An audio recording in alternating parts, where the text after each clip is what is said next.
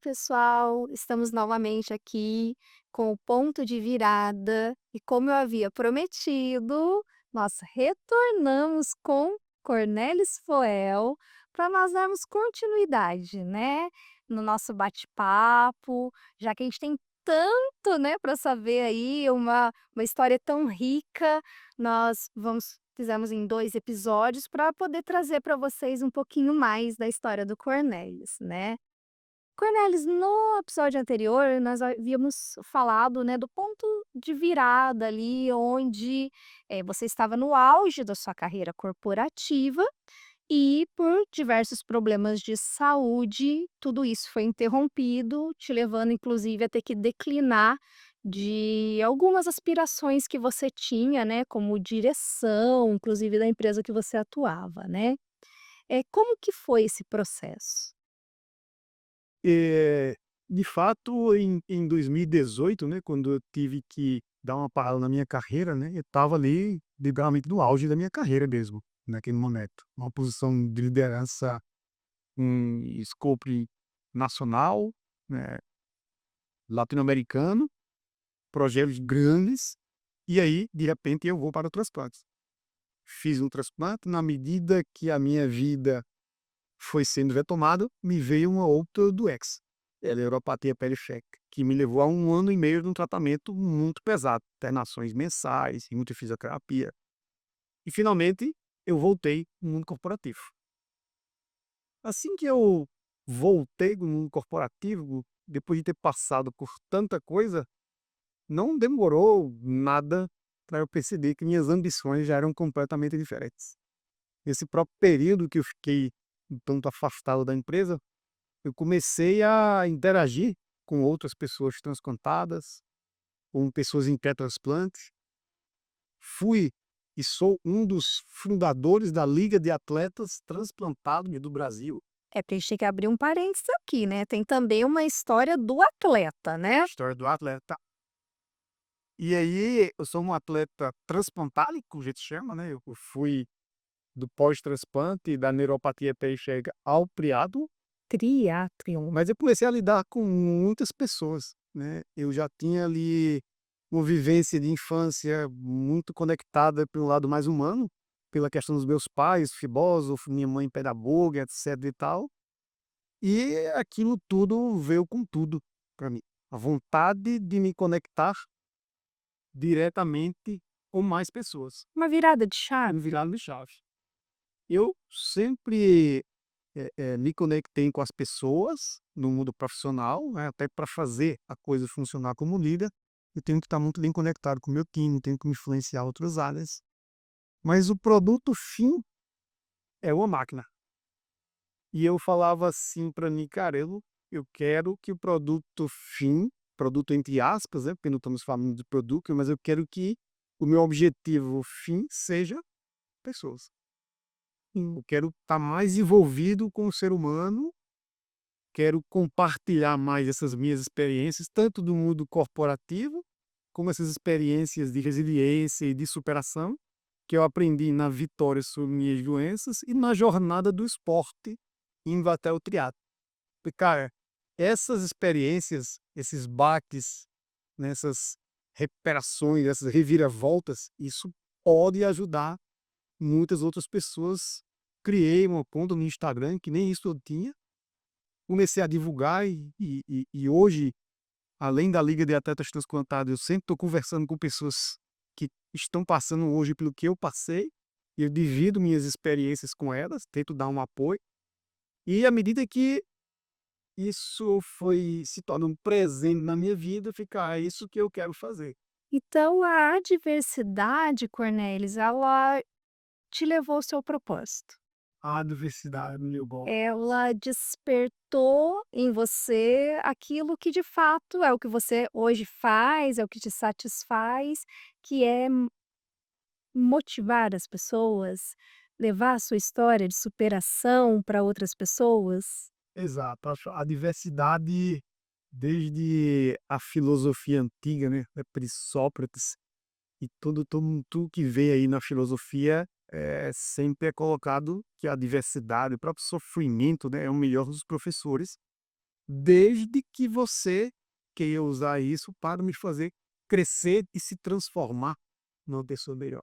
Extrair o melhor dela, né. E aí, de fato, eu enxerguei isso em mim, falei: "Cara, é isso que eu quero fazer", e aí comecei realmente. Mas você ainda estava no mundo corporativo, Eles estavam já com essa motivação ali, aquilo fervendo e ainda ali no mundo corporativo, né. Até porque a gente tem que ter consciência, preparo, né, ninguém vai sair por aí se aventurando, né. E você é uma pessoa que tem essa característica de planejamentos, né, correto. muito estratégico. E então logo eu voltei para o mundo corporativo, nesse meu retorno eu fiquei ali de 2021 até 2024. A partir ali do fim de 2021, início de 2022, eu já comecei a planejar essa minha transição de carreira. Eh, Qualquer transição de carreira, qualquer mudança profissional, né, ela precisa ser feita com muita responsabilidade. Afinal, os boletos vêm, né. Ah, eles não perdoam. Os boletos não dão uma pausa até a transição acabar, né. Eu comecei um planejamento, me aprofundar, né, eu tinha uma certa curiosidade minha mesmo, né, eu falava: "Caramba, eu superei tanta coisa, doenças, né, consegui, eh eh, passar por uma jornada no esporte também, ir para um esporte de alta intensidade". Que você já corria antes. Eu de maneira muito discreta, cheguei nada nem aos pés de que eu vinha fazer depois como transplantado, né. Sim. E aí Aí você decidiu encaminhar nessa área do esporte. Você se desenvolveu como esportista, ainda estando no mundo corporativo, ia conciliando, tinham competições, a liga veio nessa época?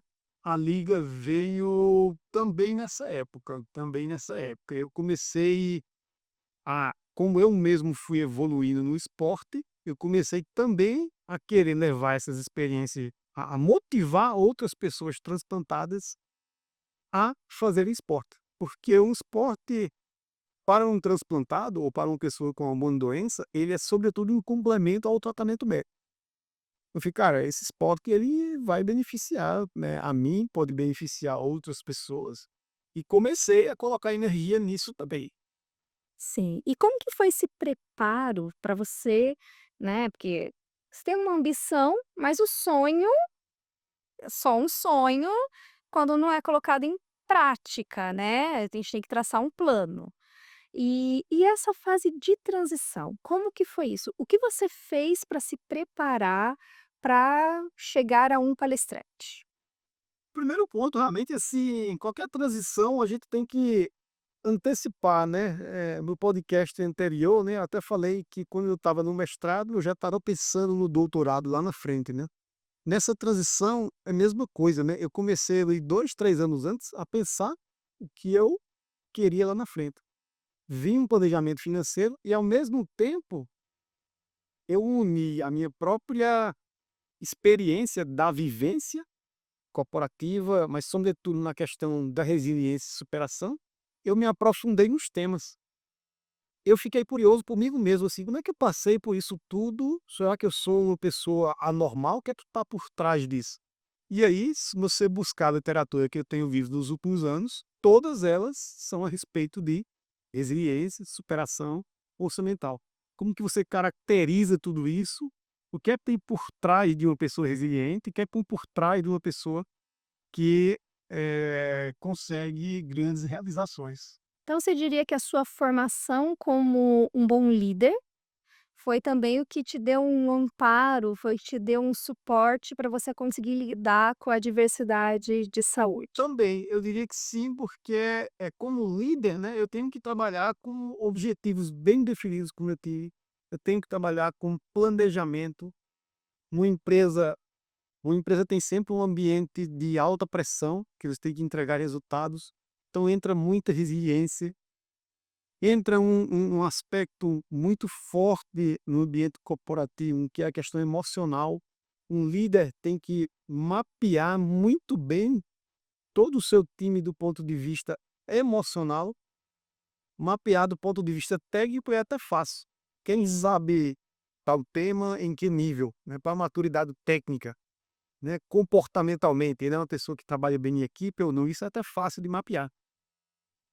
Mas o líder tem que olhar também para as emoções, né, e aí a partir desse mapeamento emocional, ele se conectar melhor com o time e fazer o time funcionar melhor. Tudo isso, né, uma coisa puxa a outra. Tanto meus aprendizados no mundo corporativo me serviam quando eu estava lidando com a minha doença, com tudo aquilo que eu vivi nas minhas doenças e no esforço, eu retornei com isso também para o mundo corporativo. Sim. Então é uma coisa ali que anda junto, né. Então, tudo isso, no fim das contas, eu trago para minhas palestras. E hoje nas suas palestras, qual que é o seu público-alvo? Quais são os temas que você aborda nessas palestras? Porque bagagem tem. As minhas palestras, né, o meu posicionamento, eu levo práticas de gestão e superação para fortalecimento de líderes e equipes.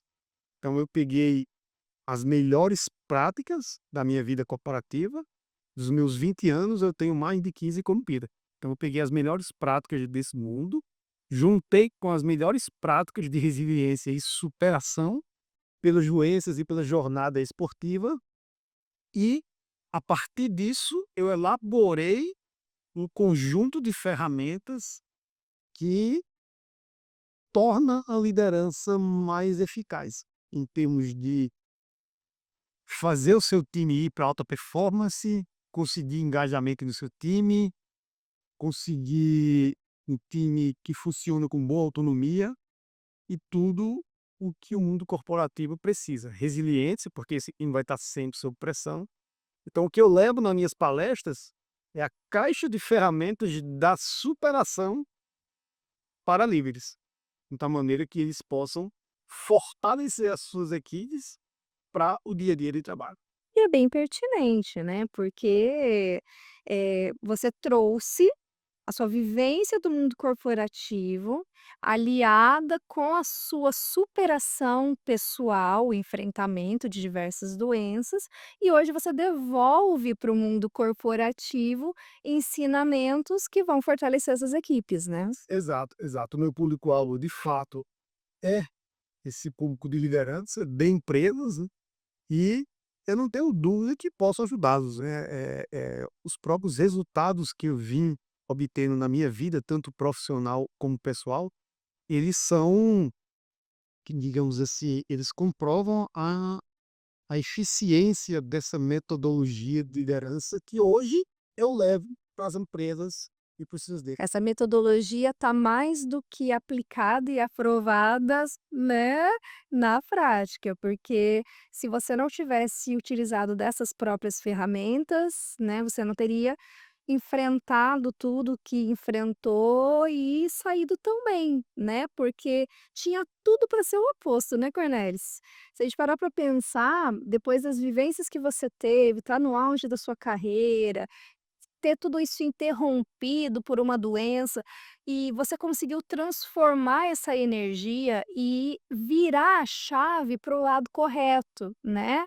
E muitas vezes a gente vê pessoas que, eh, desenvolvem quadros depressivos, ansiedade, justamente por não conseguir virar a chave para a posição correta, né. Diante da adversidade, acaba assumindo um posicionamento até mesmo vitimista, Hum. ou se colocando numa situação depressiva, né. Então o que que você tem, assim, para trazer para a gente como, diante de uma situação dessa, para que norte olhar, né, para que a gente consiga, diante de uma dificuldade tão grande, olhar para o horizonte correto? Quando a gente quer sair de uma situação difícil, eu acho que a gente tem que buscar diversas coisas, na verdade. Não é colocar no despertador: "Amanhã eu vou acordar uma pessoa resiliente e vou conseguir lidar com os meus problemas". Para se tornar essa pessoa mais resiliente e conseguir atravessar o mundo das adversidades, você tem que buscar, por exemplo, bons relacionamentos. No mundo pessoal, quem que vai estar com você na hora de uma doença, né, e tanto no âmbito pessoal, no sentido da família, dos bons amigos, como no âmbito profissional. Qual é o médico que vai te ajudar de fato? Então você tem que estabelecer esses relacionamentos. No mundo corporativo, aí nem se fala então a importância dos relacionamentos. Você tem que estar com o seu time muito conectado com você, mas não só o seu time. Relacionamento com seus pares, com superiores, com pessoas que estão abaixo de você, pessoas de outras áreas e assim por diante. Então, investir em relacionamentos, por exemplo, é um dos elementos essenciais para você atravessar o mar de adversidades. Você trabalhar a sua parte psicológica, no sentido emocional, né, passar talvez por uma terapia, um psicólogo, para que você possa reconhecer as emoções que estão na sua cabeça a cada momento. Na hora que você sente medos, você reconhece aquela emoção, você tem poder de ação. Então, se eu tenho medo, como que eu posso agir com esse medo? Uma vez que eu identifiquei, eu posso procurar minha esposa, meu marido, meu filho, o padre de uma igreja, quem que eu posso procurar para me ajudar a lidar com esse medo, né? Angústia, ansiedade, idem na questão emocional. Então tem uma série de fatores que levam a gente a sair do buraco, mas nunca é sozinho. E essas seriam as ferramentas que você citou? Essas entram no conjunto de ferramentas. Quando eu vou no ambiente corporativo, eu tenho que trabalhar resiliência, onde entra essa questão de relacionamento, onde entra essa questão emocional, onde entra essa questão do otimismo, mas no ambiente de liderança, no ambiente corporativo, essa resiliência, que já é uma composição de vários elementos, tem vários colegas. Como que você traça bem um objetivo? É fundamental no líder traçar bem um objetivo. E em duas dimensões. Uma dimensão conectada aos objetivos da empresa e a outra dimensão de objetivos é como ele vai desenvolver esse time na prática. Qual o time que ele tem hoje e qual o time que ele quer ter amanhã. Isso tem que estar no mapa do líder. Então, objetivos. Uma vez que você sabe onde você quer levar o time, vem um planejamento. Então, eu tenho que planejar ações, tanto para conseguir aqueles objetivos da empresa, como aqueles objetivos de evolução do time. Plano feito, disciplina e foco. É isso que tem que ser feito. Então tem que também ter um acompanhamento e um controle desses resultados, né, não basta traçar esse plano, e tem que ir acompanhando os resultados desse plano para ver se está atingindo aquelas metas. Exato, tem que estar. E aí o líder tem que olhar, né, o seu time como um todo e ver se as coisas estão saindo como esperado ou não. Se não sair, replaneja e vai dando essa dinâmica ao tema. Mas todos esses elementos, eles fazem parte da caixa de ferramentas de superação da liderança. Sim. E que momento que o Cornelis Poel fala: "Tchau, mundo corporativo, agora eu vou me tornar um palestrante"? Porque você traçou todo esse planejamento, né, e em que dado momento isso se concretizou? Foi agora realmente no primeiro semestre de 2024, né? E a decisão realmente final sobre isso foi quando eu tive uma segurança financeira e que eu podia deixar dinheiro de lado e investir um determinado tempo nesse negócio de palestras, nessa minha nova vida de palestrante. Ou seja, eu dei o passo, mas muito seguro, que eu conseguiria tocar adiante também as minhas responsabilidades como pai, como marido e, digamos assim, pagando todas as minhas contas. Então, se eu não tivesse essa segurança, seria uma irresponsabilidade da minha parte. Então, para dar uma virada de chave no sentido profissional, alguém só pode fazer isso na hora em que ele tiver muita segurança sobre o dia a dia prático da vida. Minha filha tem que continuar na escola, tem que ter comida em casa. Eu preciso, né? continuar pagando o circo que Provendo do lar, né. do ar. Uhum. Então, às vezes a gente vê, muito insucesso e desespero nas transições de carreira, porque elas são feitas alguém, né, de repente acha: "Ah não, eu não gosto mais disso, vou mudar". Daqui a um mês, uma semana, larga tudo para trás e começa E não foi da noite para o dia, né, Cornelis, você bem. teve um processo de anos, né, desde que você decidiu que queria essa transição, até de fato que ela ocorresse, você fez tudo muito bem pensado, muito bem planejado, conduziu de uma forma muito responsável, né, não é acordar hoje e falar: "Amanhã vou largar tudo", né. Vou chegar lá pedindo demissão, vou chutar a mesa. Não, é uma coisa muito controlada, muito segura, né. E hoje o seu objetivo é falar com as lideranças, desenvolvendo habilidades das equipes através da superação. Correto. Esse é o tema principal da sua. É levar um conjunto de ferramentas muito eficazes e eficientes, de ferramentas de liderança, que vai permitir a qualquer líder potencializar a capacidade de sua equipe. E para as equipes, né, tem algum direcionamento que você também leva para as equipes ou só para as lideranças? Não, eu faço palestras também para, os profissionais, digamos assim, uma palestra mais geral voltada para o profissional. E aí eu vou tirar, né, digamos assim, o foco do líder, que olha com o time, mas vou trazer isso para o foco individual. E aí, eu consigo fazer isso muito bem, porque a minha própria carreira, cada passo que eu dei nela, foi muito bem pensado e planejado.